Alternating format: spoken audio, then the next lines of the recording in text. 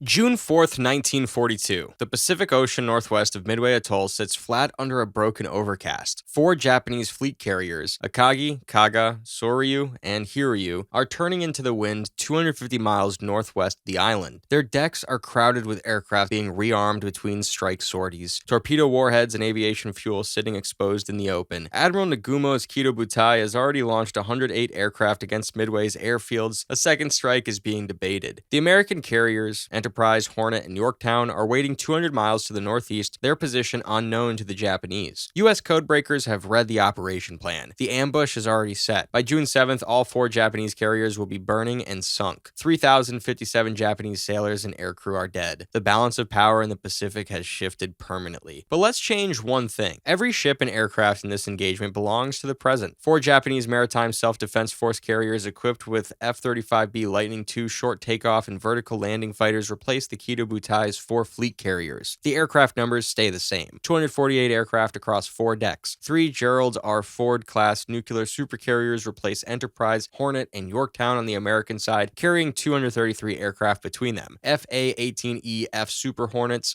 F-35C Lightning IIs, and EA-18G Growler electronic warfare aircraft. The location does not change. Midway Atoll is still the objective. The strategic geometry, Japan moving to destroy the last American carrier force, the Americans reading the plan in advance, and positioning for ambush, stays identical. Only the hardware changes. What does that hardware actually represent? The Gerald R. Ford displaces 100,000 tons and is powered by two A-1B nuclear reactors producing approximately 700 megawatts of thermal energy. It carries AN/SPY-3 and AN/SPY-4 dual-band radar capable of tracking hundreds of airborne contacts simultaneously at ranges exceeding 250 miles. Each carrier's air wing includes EA-18G Growlers, whose AN/ALQ-99 jamming systems suppress enemy radar and communications across wide frequency bands. Three Ford-class carriers operating in concert represent a combined sensor, jamming, and strike capability that no surface fleet in 1942 had any conceptual framework for engaging. The radar picture alone, displaying 248 enemy aircraft at 250-mile range with altitude and bearing updated continuously, would have been operationally unimaginable to any fleet officer of that era. The Japanese fleet's equivalent is more constrained, but far from weak. F-35B fighters are fifth-generation aircraft. They carry AIM-120D AMRAAM missiles with active radar guidance and engagement ranges approaching 100 miles. For this scenario, 248 aircraft distributed across four carriers gives each deck roughly 62 operational aircraft. The F-35B's internal weapons bay carries four AMRAAMs in a low observable configuration, and its radar cross-section in clean configuration measures approximately 0.0015 square meters. Both fleets are flying fifth-generation or near fifth-generation aircraft. The qualitative gap between the two sides is far narrower than it was in 1942. The quantitative difference, 248 Japanese aircraft against 233 American, still favors Japan exactly as it did historically. The engagement opens the same way the historical battle did. Japanese aircraft launch against Midway at 0430. American carriers receive the sighting report and begin launching their own strike packages. In 1942, that process was slow and mechanically limited by hydraulic catapults and deck spacing. A Ford-class carrier uses electromagnetic aircraft launch systems, EMALS, capable of launching one aircraft every 45 seconds under sustained operations. Three Ford-class carriers can put a coordinated strike package of 70 to 90 aircraft airborne in under 90 minutes. Launching an equivalent number in 1942 took considerably longer and required precise wind and speed coordination with the ship. The first meaningful operational difference between this scenario and the historical battle appears before a single weapon is fired. At 0600, as Japanese F-35Bs return from the Midway strike, the American carriers have already located the Japanese fleet. The AN/SPY-3 radar traces returning Japanese aircraft to their origin point. Combat information centers on all three carriers correlate that data within minutes. The Japanese fleet is 250 miles northwest. Strike coordination begins immediately.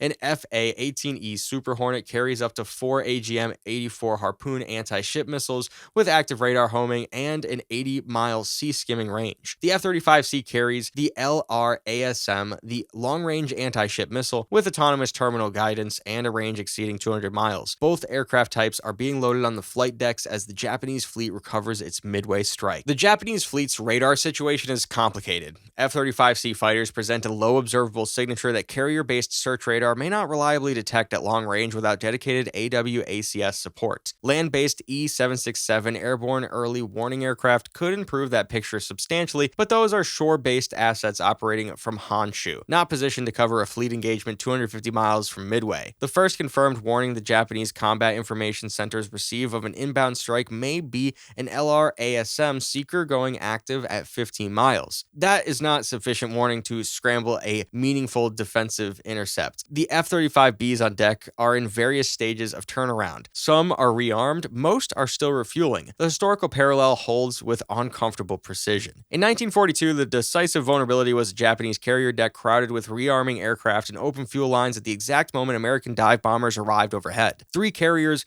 were struck within 5 minutes and were unrecoverable. In this scenario, the same tactical window exists. Japanese carriers recovering aircraft from the Midway strike and preparing a second launch are at maximum vulnerability when the LRASM packages arrive. Ordnance is staged on deck. Aviation fuel is being transferred. The F-35Cs launching LRASMs at 200-mile standoff range do not need to enter the Japanese defensive envelope to deliver their weapons. The missiles fly that distance autonomously. The LRASM uses a combination of GPS guidance, inertial navigation, and an imaging infrared seeker for terminal aim point selection. It flies at low altitude to reduce radar detectability and selects its impact point on the target vessel using onboard recognition algorithms. Against a carrier conducting active flight operations with staged aviation fuel and exposed ordnance, a 1,000-pound penetrating blast fragmentation warhead does not require surgical precision. 3 LRASM hits on such a deck are sufficient to initiate the same chain of fuel and ordnance fires that destroyed Akagi, Kaga, and Soryu historically. The mechanism of destruction is identical. The delivery is different by roughly 180 miles of standoff distance. Japanese defensive systems are not absent. Each carrier in this scenario operates RIM-116 rolling airframe missiles with a 9-kilometer engagement range and a phalanx CIWS at 1.5 kilometers. Against LRASMs arriving at low altitude at approximately 500 knots, the engagement window for a single RAM missile is narrow. A 4-carrier formation can generate perhaps 12 to 16 simultaneous intercept engagements.